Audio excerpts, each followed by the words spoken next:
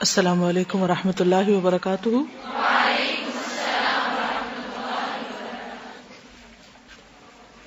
نحمده ونصلی علی رسولہ الکریم، اما بعد فاعوذ باللہ من الشیطان الرجیم، بسم اللہ الرحمن الرحیم، رب اشرح لی صدری ویسر لی امری واحلل عقدۃ من لسانی یفقهوا قولی۔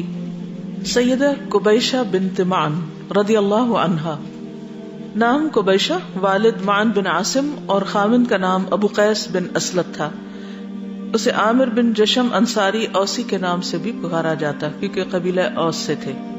زمانے جاہلیت میں خواتین ظلم و جبر کی فضا میں زندگی بسر کرتی تھیں۔ عورت کو انسانی معاشرے میں یکسر طور پر حقوق سے محروم کر دیا گیا تھا۔ مردوں کے ہاں عورت کی کوئی عزت اور وقار نہ تھا، نہ ہی معاشرے میں ان کا کوئی وزن سمجھا جاتا۔ کسی معاملے میں عورت سے کوئی رائے طلب نہیں کی جاتی تھی، یہاں تک کہ اسے زندگی کے حق سے بھی محروم کر دیا گیا۔ لہذا جس کے ہاں کوئی بیٹی پیدا ہوتی تو وہ لوگوں کی طعن و تشنیع سے بچنے کے لیے اسے زندہ درگور کر دیتا۔ یہ سب کا حال نہیں تھا، چند قبائل ایسا کرتے تھے۔ اسلام نے اس مذموم عادت کو ختم کیا، عورت کو عزت کا مقام دیا، اس کی حیثیت کو اجاگر کیا۔ سیدہ کبیشہ کا خاوند ابو قیس بن اسلط بڑا فصیح اور بلیغ شاعر اور پختہ کار شہسوار تھا۔ انہیں صحابی ہونے کا شرف حاصل ہوا۔ انہوں نے خوب اچھے انداز میں اسلام قبول کر کے اپنی زندگی گزاری، اپنی قوم کو اسلام کی دعوت دی اور اپنی قوم کو نبی صلی اللہ علیہ وسلم کی تصدیق کے لیے آمادہ کیا۔ ابو قیس نے رسول اللہ صلی اللہ علیہ وسلم کی مجلس میں حاضری دی، آپ کی باتیں سنی، متاثر ہوئے اور اسلام میں داخل ہو گئے۔ یہ زمانے جاہلیت میں بھی اسلام اور دیگر مذاہب کا تقابلی مطالعہ کرتے تھے، یعنی کمپیریٹیو اسٹڈی کرتے تھے، اکثر و بیشتر غور و فکر کرتے اور حقیقت کا ادراک کرنے کے لیے کثرت کے ساتھ سوال کیا کرتے تھے، کیونکہ حقیقی منزل تک پہنچنے کے لیے سوال کا سہارا لینا اور غور و فکر کرنا دونوں بہت معاون ثابت ہوتے ہیں۔ ابو قیس یہودی علماء سے ملتے، ان کے ساتھ یہودیت کے بارے میں بحث مباحثہ کرتے، اور یہ بحث مباحثہ صاف، شفاف اور طرز استدلال اس قدر صائب ہوتا کہ وہ بھی متاثر ہوئے بغیر نہ رہتے، اور وہ بھی ان کی علمی صلاحیت اور قابلیت کے معترف ہو جاتے۔ ایک روز ابو قیس رسول اللہ صلی اللہ علیہ وسلم کی خدمت میں حاضر ہوئے اور آپ سے سوال کیا کہ آپ کس چیز کی دعوت دیتے ہیں؟ رسول اللہ صلی اللہ علیہ وسلم نے نہایت تفصیل کے ساتھ اسلام کی مبادیات سے آگاہ کیا۔ مبادیات یعنی بیسکس۔ وہ رسول اللہ صلی اللہ علیہ وسلم سے اسلام کے بارے میں جان کر بہت متاثر ہوئے۔ جب رسول اللہ صلی اللہ علیہ وسلم سے ملاقات کر کے باہر نکلے تو راستے میں عبداللہ بن ابی بن سلول ملا۔ اس نے کہا، ابو قیس تم ہمارے گروہ سے نکل گئے؟ اب تم کبھی قریش کے ساتھ دوستانہ تعلقات قائم کرتے ہو، کبھی محمد صلی اللہ علیہ وسلم کے پیچھے چلتے ہو، یہ تم نے کیا طریقہ اپنا رکھا ہے؟ ابو قیس نے برجستہ کہا کہ میں رسول اللہ صلی اللہ علیہ وسلم کی اتباع کو دل و جان سے بھی زیادہ عزیز سمجھتا ہوں اور ساری زندگی اس پر گامزن رہوں گا۔ یہ ضروری تھا کہ ابو قیس جیسے عقلمند عالم فاضل کو شریک حیات بھی ان کے معیار کے مطابق میسر آئے، تو اس انتخاب کے لیے ان کی نظر کبیشہ پر پڑی۔ سیدہ کبیشہ نے بھی موافقت کا رویہ اپنایا اور وہ اسلام قبول کر چکی تھی۔ میاں بیوی کی زندگی اچھی گزر رہی تھی۔ ابو قیس کی اس سے پہلے بھی شادی ہو چکی تھی، ان کے ہاں صرف ایک بیٹا ہوا اور اس کی والدہ فوت ہو گئی، جبکہ ابھی وہ بالغ نہیں تھا۔ جب ابو قیس نے کبیشہ کے ساتھ شادی کی اور وہ اپنے گھر میں آ گئی، یعنی شوہر کے گھر میں، تو پہلی بیوی کے اہل خانہ آ گئے اور انہوں نے مطالبہ کیا کہ بیٹا ہمارے سپرد کیا جائے، یہ ہمارے ساتھ رہے گا۔ ابو قیس جس نے بیٹا ان کے سپرد کرنے سے انکار کر دیا۔ یعنی وہ عام طور پر یہ ہوتا ہے کہ جب طلاق ہو جائے یا کوئی فوت ہو جائے تو بچوں کے بیچ میں جھگڑا ہو جاتا ہے کہ کون کس کے پاس رہے گا۔ تو بہرحال باپ نے کہا کہ بیٹا میں خود پالوں گا۔ تو انہوں نے اس شرط پر بیٹے کو وہاں رہنے پہ راضی ہوئے کہ یہ تمہاری نئی بیوی کبیشہ اس کی نگہداشت اسی طرح کرے جیسے یہ اس کا اپنا بیٹا ہو، یعنی اس شرط پہ ہم چھوڑ سکتے ہیں۔ انہوں نے وعدہ کیا کہ ایسا ہی ہوگا، اور جب انہوں نے دیکھا کہ واقعی کبیشہ اس بچے کی تربیت اس طرح کر رہی ہیں جیسے اپنے بچے کی کرتے ہیں، تو وہ لوگ بہت خوش ہوئے اور دونوں میاں بیوی کے درمیان بھی تعلقات بہت اچھے رہے۔ پھر ابو قیس بیمار ہو کر بستر پر لیٹ گئے تو کبیشہ اپنے شوہر کے لیے بہترین تیماردار ثابت ہوئی۔ انہوں نے اپنے خاوند ابو قیس کی شفا یابی کے لیے ایک ماہر اور تجربہ کار نرس کی طرح کے فرائض انجام دیے۔ انہوں نے اپنے خاوند کی تکالیف کو کم کرنے کے لیے ہر ممکن کوشش کی اور گڑ گڑا کر دعائیں بھی مانگی، لیکن موت کا وقت جب قریب آ جاتا ہے تو سب تدبیریں دھری کی دھری رہ جاتی۔ ابو قیس کے ساتھ بھی یہی ہوا۔ جب انہیں یقین ہو گیا کہ اب ان کا دنیا سے رخصت ہونے کا وقت آ گیا ہے تو انہوں نے اپنی بیوی کو وصیت کی کہ میرے بیٹے کا خیال رکھنا اور اس سے حسن سلوک سے پیش آنا. یاد رکھو کہ اسے کوئی تکلیف نہ ہو, کسی محرومی کا شکار نہ ہو. اسے تمہاری نگہداشت کی ضرورت ہے حتیٰ کہ وہ میچور ہو جائے. اس کے تھوڑی دیر کے بعد یعنی اس گفتگو کے کچھ ہی دیر کے بعد ابو قیس فوت ہو گئے. کبیشہ اپنے خامند کے ساتھ طے پانے والے معاہدے کے مطابق بیٹے کی نگہداشت کرتی رہی. جب بچے کا باپ فوت ہو گیا تو اس نے پہلے سے بھی زیادہ محبت اور شفقت کا سلوک کرنا شروع کر دیا. یہاں تک کوئی بات آپ کی سمجھ میں آئی؟ عورت کا کیا کردار سامنے آ رہا ہے. بعض اوقات ایسا ہوتا ہے نا کہ شادی کے بعد شوہر کی پچھلی اولاد کو دیکھ بھال کرنی پڑتی ہے. عام طور پر تو اب لڑکیاں ایسی جگہ شادی بھی نہیں کرتی جہاں یہ پتا ہو کہ وہاں پہلے سے ہی بچے منتظر ہیں جن کی دیکھ بھال کرنی پڑے گی. اگر کسی کے ساتھ ایسا مرحلہ کو پیش آ جائے تو کیا رویہ ہونا چاہیے؟ آپ میں سے کسی نے ایسی کوئی خدمت کی ہو, کوئی قربانی کی ہو کہ کسی اور کے بچے پالے ہوں؟ کسی نے نہیں. مشکل کام ہے. بچے تو اپنے پالنا بھی بہت مشکل ہے, کہاں یہ کہ کسی اور کے پالے جائیں.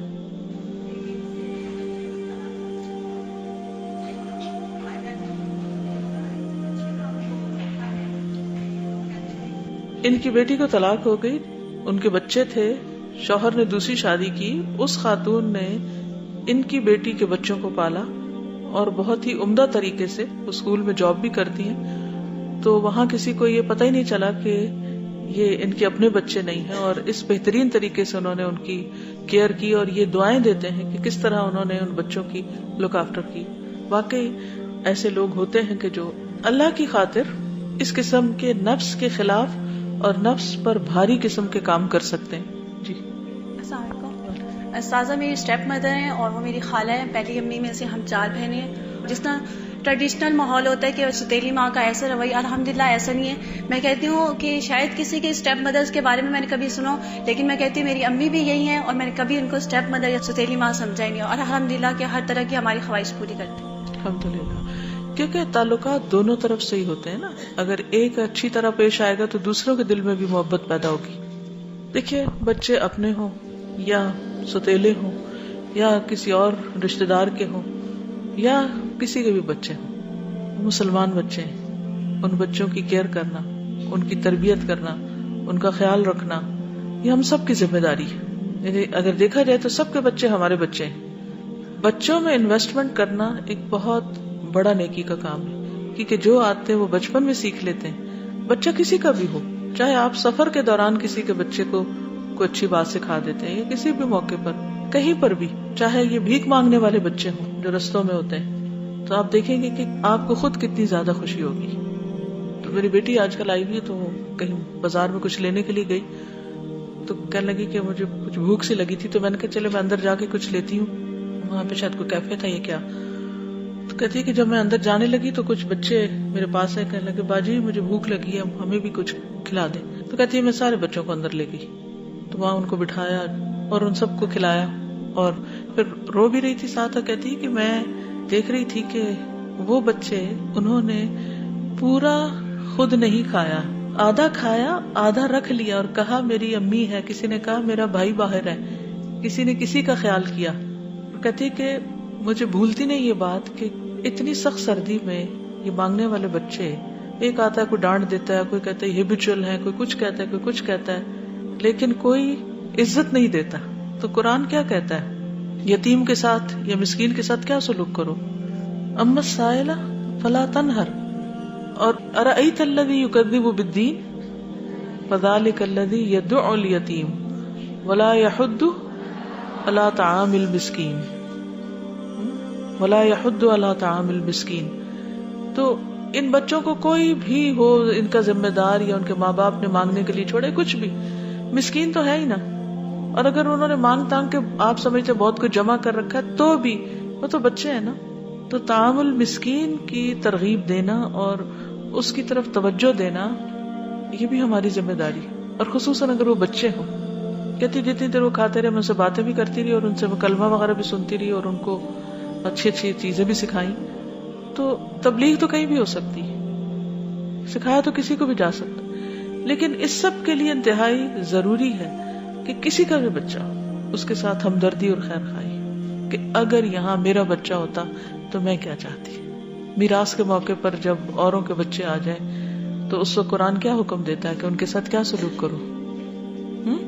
کہ ڈرنا چاہیے کہ اگر تمہارے بچے اس طرح چھوٹے رہ جائے تو کیا ہو. بولیے. ہر روز آتے جاتے ہوئے ان بچوں سے واسطہ پڑتا ہے. جب بھی ریڈ لائٹ ہوتی ہے تو یہ بچے آ جاتے ہیں اور انہوں نے بوٹلز پکڑی ہوتی ہیں, پانی ڈالا ہوتا ہے اس میں اور چھوٹے چھوٹے وائپرز پکڑے ہوتے ہیں, وہ فٹافٹ آپ کا شیشہ صاف کرنے لگتے ہیں. تو کچھ لوگ جن کے پاس جاتے ہیں وہ ڈانٹ کے انہیں بھگا دیتے ہیں. تو میں سوچتی ہوں کہ سارا دن یہ لوگ کتنی ڈانٹیں کھاتے ہیں. تو الحمدللہ جو بھی ہوتا ہے ان کو دے دیتے ہیں, لیکن اگر کچھ بھی نہ کر سکے ان کے لیے تو میں دعا ضرور کرتی ہوں کہ اللہ تعالیٰ ان کو رزق دے. اور مجھے فوراً اپنا چھوٹا بیٹا یاد آتا ہے کہ اگر وہ ان کی جگہ پہ ہوتا تو کیسا فیل ہوتا. تو اور کچھ نہیں کر سکتے تو کم از کم دعا کر دینی چاہیے ان کے لیے. بالکل, ان سے اچھی طرح بات ہی کر لینی چاہیے, بھلے وہ غلط ہی کر رہے ہیں. کیونکہ بہت سے لوگ یہ کہتے ہیں نا ان کو نہیں انٹرٹین کرنا چاہیے کیونکہ یہ پھر سر پہ چڑھ جاتے ہیں, ایسا کرتے ہیں ویسا کرتے ہیں, جو بھی کرتے ہیں, لیکن وہ انسان تو ہے نا, بحیثیت ایک انسان ہی ان کے ساتھ عزت کا معاملہ کر لینا چاہیے. کبیشہ کو اپنے مثالی خاوند ابو قیس کے وفات پا جانے سے ناقابل تلافی نقصان پہنچا, لیکن اس کے باوجود ان کی ایمان کے ساتھ گہری وابستگی اور اسلامی فہم و فراست نے انہیں صبر جمیل کا رویہ اختیار کرنے پر مجبور کر دیا. کبیشہ خاوند فوت ہو جانے کی بنا پر دل گرفتہ اور افسردہ تھی کہ ان کے مرحوم شوہر کے رشتہ دار ملاقات کے لیے آئے. انہوں نے انہیں خوش آمدید کہا کیونکہ وہ محبوب شوہر کے رشتہ دار تھے. ان کی عزت و تکریم کرنا اس پر واجب تھا. یہ ان کی طرف سے اپنے وفادار شوہر کے احترام کا تقاضا بھی تھا کہ وہ ان رشتہ داروں کے ساتھ خوش دلی کے ساتھ پیش آئے. لیکن سیدہ کبیشہ کے دل میں شک و شبہ پیدا ہوا جس کی بنا پہ وہ مضطرب ہو گئی. وہ اس نقطے پر غور و خوض کرنے لگی کہ رشتہ داروں کی آمد کا حقیقی سبب معلوم ہو کہ کیوں آئے ہیں. تھوڑی دیر بعد ان کی آمد کا بھید ظاہر ہو گیا. ان کے دلوں میں چھپی ہوئی خواہش واضح ہو گئی. انہوں نے سیاہ رنگ کی چادر نکالی اور کبیشہ پہ ڈال دی. وہ اس چادر میں چھپ گئی. یہ منظر دیکھ کر انگشت بدندہ رہ گئی. یہ سوچنے لگی کہ کیا ماجرا ہے, مجھ پہ سیاہ رنگ کی چادر ڈالنے کا مطلب کیا ہے, یہ لوگ کیا چاہتے ہیں, ان کا مقصد کیا ہے. یہ دراصل زمانے جاہلیت کی ایک نہایت ہی گھٹیا عادت تھی, نہایت ناپسندیدہ حرکت تھی, نہایت گھناؤنا عمل تھا. زمانے جاہلیت میں بیوہ پر سیاہ رنگ کی چادر ڈالنے کے دو مقصد تھے. ایک یہ کہ اب خاوند کی وراثت سے قطعی طور پر محروم ہے, اس کے چھوڑے ہوئے مال میں کسی چیز پر اس کا حق نہیں. دوسرا مقصد یہ ہوتا کہ اب یہ عورت خاوند کے گھر سے باہر نہیں جا سکتی اور نہ ہی اپنے خاوند کے اہل کے علاوہ کسی اور سے شادی کر سکتی. زمانے جاہلیت میں لوگ عورت کو گھر کے دیگر ساز و سامان کی طرح گردانتے تھے. وہ سمجھتے تھے کہ عورت کو کوئی رائے دینے کا حق نہیں, نہ ہی اس کے احساسات کی کوئی قدر و قیمت ہے. لیکن اسلام نے اس کی اصلاح کی. سیدہ کبیشہ نے اپنے دل سے پوچھا کہ میں جس دین کی پیروکار ہوں, کیا وہ دین اس قبیح رسم کو پسند کرتا ہے؟ وہ اس حقیقت کو جانتی تھی کہ دین اسلام تو عدل و انصاف کا لمبردار ہے اور اس قسم کے ناروا ظلم کی اجازت نہیں دیتا. کیا دین اسلام اس قسم کی گھناؤنی حرکت کو قبول کرنے کی اجازت دے سکتا؟ کیا اللہ کے رسول صلی اللہ علیہ وسلم اس کی اجازت دیں گے کہ اسلام کے آنگن میں زمانے جاہلیت کے رسم و رواج کا عمل دخل ہو؟ ہرگز ایسا نہیں ہو سکتا. اسلام کے گھنے سائے تلے خاردار بوٹیوں کا کیا کام ہے؟ بہرحال اسلام نے چونکہ اس نظریے کی تردید کی کہ عورت بیوہ ہونے کے بعد شادی نہیں کر سکتی اور اس کو روکنا بھی نہیں چاہیے, اس بنا پر ابو قیس کے گھر والوں نے اس کے بیٹے سے کہا کہ تم اپنے باپ کی بیوی کے ساتھ نکاح کر لو, کیونکہ زمانے جاہلیت میں یہی ہوتا تھا کہ سوتیلا بیٹا باپ کی جو بیوی ہوتی تھی اس کے ساتھ نکاح کر لیتا یا اس کو اپنی وراثت میں لے لیتا. جیسے مال ہوتا تھا ایسے ہی خواتین کو بھی مال میراث کی طرح تقسیم کر لیا جاتا. انہوں نے کہا میں نے اپنا بیٹا سمجھ کر اس کی پرورش کی ہے اور یہ خاندان میں سب سے بہتر نوجوان ہے, لیکن میں دین اسلام کی پیروکار ہوں. میں اس سلسلے میں رسول اللہ صلی اللہ علیہ وسلم سے مشورہ کروں گی کہ دین کیا کہتا ہے. اس طرح سیدہ کبیشہ کا اپنے گھر سے باہر جانا ممکن ہو سکا, کیونکہ ویسے تو اجازت نہیں تھی نکلنے کی, لیکن انہوں نے کہا کہ میں نے نبی صلی اللہ علیہ وسلم سے اس مسئلے کا حل پوچھنا ہے. سیدہ کبیشہ نے رسول اللہ صلی اللہ علیہ وسلم کی خدمت میں حاضر ہو کر عرض کیا, اے اللہ کے رسول صلی اللہ علیہ وسلم, میرا خاوند ابو قیس فوت ہو گیا. اس کا بیٹا قیس اپنی قوم کا بہت بہتر شخص ہے. اس نے میرے ساتھ نکاح کی خواہش کا اظہار کیا ہے. میں نے اس سے کہا ہے کہ میں نے تو اپنا بیٹا سمجھ کر تیری پرورش کی ہے. میں رسول اللہ صلی اللہ علیہ وسلم سے اس سلسلے میں پوچھوں گی کہ میرے لیے شرعی حکم کیا ہے. میں رسول اللہ صلی اللہ علیہ وسلم سے پوچھے بغیر اس سلسلے میں کچھ نہیں کر سکتی. رسول اللہ صلی اللہ علیہ وسلم نے میری بات کو غور سے سن کر فرمایا, اقعدی فی بیتک حتی یأتی فیک امر اللہ, تم اپنے گھر میں بیٹھی رہو یہاں تک کہ تمہارے بارے میں اللہ تعالیٰ کا حکم آ جائے. کبیشہ رسول اللہ صلی اللہ علیہ وسلم سے ملاقات کرنے اور آپ کو اپنی بپتا سنانے کے بعد واپس گھر اس امید سے آئیں کہ ضرور اس مسئلے کا کوئی حل نکلے گا. تمام لوگوں کو پتہ چل گیا کہ کبیشہ رسول اللہ صلی اللہ علیہ وسلم کی خدمت میں حاضر ہوئی ہیں اور اپنے گھریلو حالات ان کو بتائے ہیں. اسی قسم کی صورتحال سے جو دوسری خواتین دوچار تھیں انہوں نے بھی نبی صلی اللہ علیہ وسلم کو آ کر اپنی بپتا سنائی تو آپ نے سب کو یہی کہا کہ تم انتظار کرو یہاں تک کہ اللہ تعالیٰ کا فیصلہ آ جائے. ابھی کچھ ہی عرصہ گزرا تھا کہ اللہ سبحانہ وتعالیٰ نے یہ آیات نازل فرما دی. ان عورتوں سے تمہارے باپ نکاح کر چکے ہوں ان سے نکاح ہرگز نہ کرو مگر جو پہلے ہو چکا سو ہو چکا، اور حقیقت میں یہ ایک بے حیائی کا فعل اور ناپسندیدہ اور برا چلن ہے. رسول اللہ صلی اللہ علیہ وسلم نے سیدہ کبیشہ اور ان کی مومن بہنوں کی جانب پیغام بھیجا جو رسول اللہ صلی اللہ علیہ وسلم کی خدمت میں اس نوعیت کی شکایت لے کر حاضر ہوئی تھی جس شکایت کا اظہار کبیشہ نے کیا تھا. ان سب کو اللہ تعالیٰ کے عدل و انصاف پر مبنی حکم سے آگاہ کیا اور انہیں یہ سندیسہ دیا یعنی میسج دیا کہ تم ہر قسم کے ظلم و ستم سے آزاد ہو جو زمانے جاہلیت میں تم پر کیا جاتا تھا. اور اللہ تعالیٰ نے سچ فرمایا ما فرطنا فی الکتاب من شیء ثم الى ربهم یحشرون. ہم نے ان کی تقدیر کے نوشتے میں کوئی کسر نہ چھوڑی پھر یہ سب اپنے رب کی طرف سمیٹے جائیں گے. ہاں اللہ کی کتاب قرآن مجید اور اس کی وضاحت کرنے والی سنت رسول میں ایسے احکامات بیان کیے گئے ہیں جن پر عمل پیرا ہو کر انسان عدل و انصاف عزت اور وقار کے ساتھ زندگی بسر کر سکتا ہے اور ظلم و ستم کا نشانہ بننے سے بچ سکتا ہے. اللہ تعالیٰ مومن و وفادار سیدہ کبیشہ پر اپنی رحمت کی برکھا برسائے، ان کی نہایت احسن انداز میں مہمان نوازی کرے اور انہیں اپنی رضا سے نوازے. آمین یا رب العالمین. آپ میں سے کوئی کچھ کہنا چاہے گا؟ ابھی جیسے بات ہو رہی تھی کہ یتیم بچے ہوتے ہیں ان کے ساتھ اچھا سلوک کرنا چاہیے، تو جب بچے چھوٹے ہوتے ہیں تو ان کا مائنڈ سیٹ کرنا ہے وہ اٹیچ جلدی ہو جاتے ہیں، لیکن جب بچے بڑے ہو جاتے ہیں تو ان کے اندر ماں کی جو محبت ہوتی ہے وہ اتنی آسانی سے نہیں نکلتی. تو میری اپنی فیملی میں ایک بڑی اچھی اگزامپل ہے کہ انہوں نے اپنے فادر کی شادی جو ہے مطلب دیر سے، اور بچے بالکل جوان تھے، تو ایک دفعہ ان کے بارے میں بات سننے کو ملی کہ وہ اپنی دوسری ماں سے وہ یہ کہہ رہے ہیں کہ جنت میں آپ ہمارے ساتھ ہوں گی یا اپنے پہلے شوہر کے ساتھ. تو وہ ہنسنے لگی کہ یہ کیسا سوال ہے. تو انہوں نے اپنی امی کا ہاتھ پکڑ کے کہا کہ ہم آپ کو ان کے پاس نہیں جانے دیں گے، آپ ہمارے پاس ہی رہیں گی. تو مجھے اس سے اندازہ ہوا کہ اتنے وہ بڑے میچور ہیں لیکن پھر بھی انہوں نے ان کو ان کی جگہ دی کہ ماں تو بچے کے ساتھ کرتی ہے، لیکن جو بچے بڑے ہو جاتے ہیں وہ ایٹ ٹائمز جو اسٹیپ مدر ہوتی ہے اس کو وہ جگہ ہی نہیں دیتے. وَأُحْضِرَتِ الْأَنفُسُ الشُّحَّ. السلام علیکم. استاذہ میں آج صبح مارننگ میں پیدل آ رہی تھی تو یہ کچی بستیوں سے گزر ہوا تو مجھے اتنی حیرت ہوئی کہ 8 o'clock کے قریب کا ٹائم تھا، بلکہ اس سے پہلے کا ہی. تو ماشاءاللہ سے ایک چھوٹی سی انہوں نے کچی سی مسجد بنائی ہوئی تھی اور میجورٹی بچے وہاں پہ ماشاءاللہ سے قرآن پاک پڑھ رہے تھے. اور ہم لوگ یہ تصور کرتے ہیں کہ شاید وہ لوگ کچی بستیوں میں رہتے ہیں تو ان کو بالکل بھی نالج نہیں ہے. اور میں امیجن کر رہی تھی اپنی مسجدیں اور اپنے بچے جو گھر میں اس وقت سو رہے ہوتے ہیں، اور نو ون از باؤنڈنگ دیم کہ آپ آئیں، یا وہ کوئی انسٹیٹیوٹ تو نہیں تھا جہاں پہ انہوں نے فورسفلی آنا ہو. ماشاءاللہ سے ان کی آوازیں باہر تک آ رہی تھی اور ہلکی سی میری نظر پڑی تو اندر 2 ماشاءاللہ سے قاری بیٹھے ہوئے تھے اور وہ انہیں پڑھا رہے تھے. تو پڑھ سکتے ہیں، اور صرف ہم لوگ ایک ان کو ان کی ظاہری اپیرنس کی وجہ سے سمجھ رہے ہوتے ہیں کہ شاید ان کو بالکل بھی نالج نہیں ہے، حتیٰ کہ وہ اپنے دن کا آغاز ہم سے زیادہ اچھا کر رہے ہیں صبح صبح. مجھے بہت انسپائرنگ لگا اور بہت میجورٹی تعداد میں تھے وہ بچے. اصل میں زندگی کے بہت سے سبق مشقتوں کے راستے ملتے ہیں اور ہم آسانیوں سے تلاش کرنا چاہتے ہیں. آپ بھی بالکل یہ بہت اچھا پوائنٹ ہے کہ بعض اوقات ہمارے ساتھ کئی مسائل پیش آ رہے ہوتے ہیں لیکن ہم ان کا حل کسی سے پوچھتے نہیں، نہ کسی سے ڈسکس کرتے، نہ انیشیٹو لیتے. تو اس کا نقصان کیا ہوتا ہے کہ پھر اسی حال میں زندگی بسر کیے جاتے ہیں. جبکہ اچھے سوال کے ذریعے مسئلے کے حل کی طرف سوچ کر جب کوئی شخص قدم اٹھاتا ہے تو اس سے نہ صرف یہ کہ اس کا اپنا مسئلہ حل ہوتا ہے بلکہ اس کے ذریعے اور بہت سے لوگوں کے بھی مسائل حل ہوتے ہیں. اب دیکھیے کہ ہمارے معاشرے میں بھی سب سے زیادہ جس چیز کو تبدیل کرنا مشکل ہے وہ کیا ہے؟ رسم و رواج.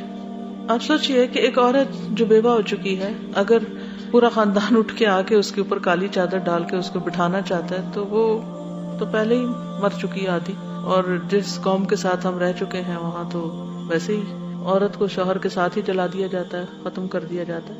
تو ایسی صورت میں کوئی اٹھ کے یہ کہے کہ مجھے اپنے اس معاملے کے بارے میں پوچھنا ہے، کیونکہ بہت دفعہ کیا کرتے ہیں، ہمارا دین کس کے تابع؟ خاندان کے تابع. جو خاندان کہے گا وہ ہمیں کرنا ہی کرنا ہے. ہم یہ نہیں معلوم کرنے کا سوچتے کہ قرآن کیا کہتا ہے، اللہ کے رسول صلی اللہ علیہ وسلم کیا کہتے ہیں، اس معاملے میں دین کیا کہتا ہے. ایزی وے کیا لیتے ہیں آپ کہ جو لوگ کر رہے ہیں وہی ہمارا دین ہے. یہ دین تو وہ ہے جو اللہ تعالیٰ نے اتارا ہے. تو اس لیے بہت ضروری ہے کہ ہم ہر معاملے، نہ صرف یہ کہ ایسے کسی معاملے میں، بلکہ ہر معاملے میں کیا کریں. جب کوئی مسئلہ پیش آئے تو کیا کریں، کوئی ذہن میں سوال آئے تو کیا کریں. فاسألوا اہل الذکر ان کنتم لا تعلمون. جزاکم اللہ خیرا. سبحانک اللہم وبحمدک، اشہد ان لا الہ الا انت، استغفرک واتوب الیک. السلام علیکم ورحمۃ اللہ وبرکاتہ.